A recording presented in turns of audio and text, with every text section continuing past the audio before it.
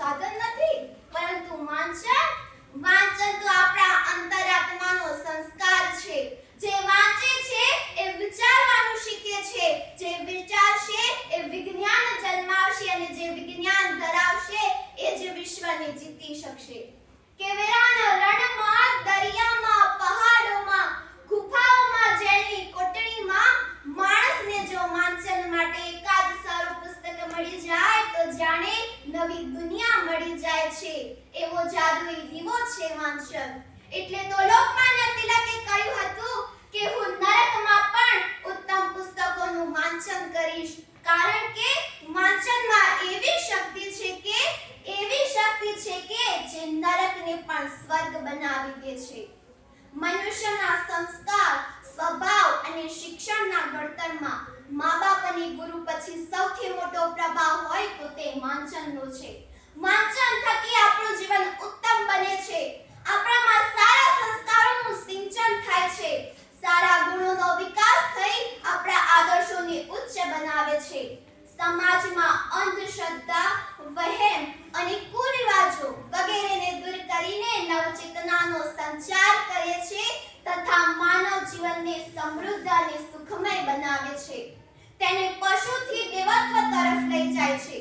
તેમાં સારા સંસ્કારોને જાગૃત કરી તેને પથભ્રષ્ટ થતા બચાવે છે. અને તે જ મનુષ્ય આ સમાજનું, આ દેશનું અને આ રાષ્ટ્રનું સાચી દિશામાં ઘડતર કરે છે.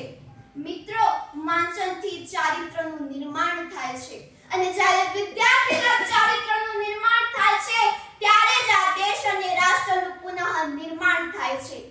કે વાંચન એ આપણને બહારથી નહીં પરંતુ અંદરથી બદલે છે.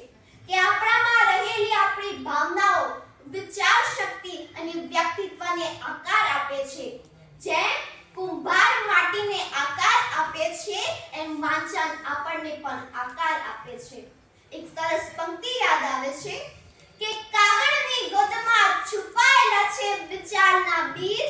કાગળની ગોદમાં છુપાયેલા છે વિચારના બીજ. જે વાંચે છે એ મનના ખેતરમાં ફૂલ ઉગાડે છે.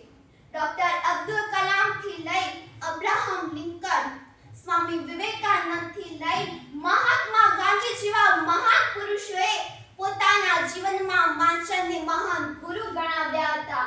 અરે, કટકની હાઈસ્કૂલમાં 9મા ધોરણમાં ભણતા એક વિદ્યાર્થીના હાથમાં સ્વામી વિવેકાનંદનું પુસ્તક આવ્યું.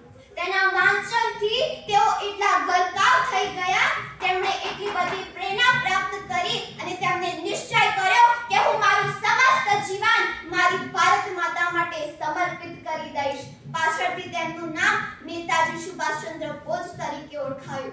અરે મિત્રો, આજના યુવાધનને જો સાચી દિશામાં શિક્ષણ આપવું હોય, તેમાં બહાદુરી, શૌર્ય, પ્રેમ જેવા મહાન ગુણોનો વિકાસ કરવો હોય તો તેનો માત્ર એક જ આધાર છે, અને તે છે સારા પુસ્તકોનું વાંચન. પરંતુ આજે ખૂબ દુઃખ સાથે મારે કહેવું પડે છે કે આજના ટીવી અને મોબાઈલ ફોનના જમાનામાં પુસ્તકોના વાંચનનું મહત્વ ઘટી ગયું છે અને મોબાઈલ ચાહકોનું પ્રમાણ વધી ગયું છે. આજે બધા જ પુસ્તકો હારીને કોઈ ખૂણામાં